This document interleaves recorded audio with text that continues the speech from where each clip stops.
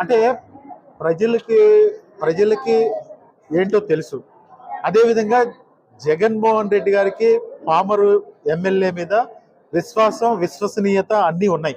ఏదో పుకార్లు సృష్టించి తెలుగుదేశం పార్టీ వాళ్ళు పామరు ఎమ్మెల్యేకి టికెట్ ఉందా అనే పరిస్థితిలో నేనైతే ఏం లేను. జగన్మోహన్ రెడ్డి గారి నాయకత్వంలో జగన్మోహన్ రెడ్డి గారికి నా మీద నమ్మకం ఉంది.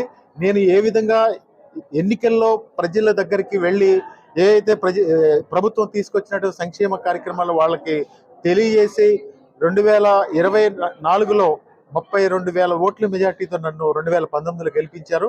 అంతకన్నా ఎక్కువ మెజారిటీతో తీసుకెళ్లి జగన్మోహన్ రెడ్డి గారికి ఈ స్థానం అప్పచెప్పడం కూడా జరుగుతుందని చెప్పి కూడా ఈ సందర్భంగా తెలియజేస్తాను. ప్రజల్లో అపోహలు సృష్టించేది తెలుగుదేశం పార్టీ నాయకులు. అంటే ఈ నియోజకవర్గంలో వైఎస్ఆర్ కాంగ్రెస్ పార్టీని ఢీకొట్టే సత్తా లేక ఇవన్నీ కూడా పుకార్లు పుట్టిస్తూ వాళ్ళకి సీట్ ఉందో లేదో ఫస్ట్ ఆఫ్ ఆల్ వాళ్ళకి తెలుసుకోవాలి. ఎవరు నా మీద పోటీ చేసినా ఈ నియోజకవర్గంలో వైఎస్ఆర్ కాంగ్రెస్ పార్టీ తరఫున అత్యధిక మెజారిటీతో లాస్ట్ టైం జిల్లాలో గెలిచాం, అంతకన్నా ఎక్కువ మెజారిటీతో ఇక్కడ గెలుస్తామని చెప్పి తెలియజేస్తాం.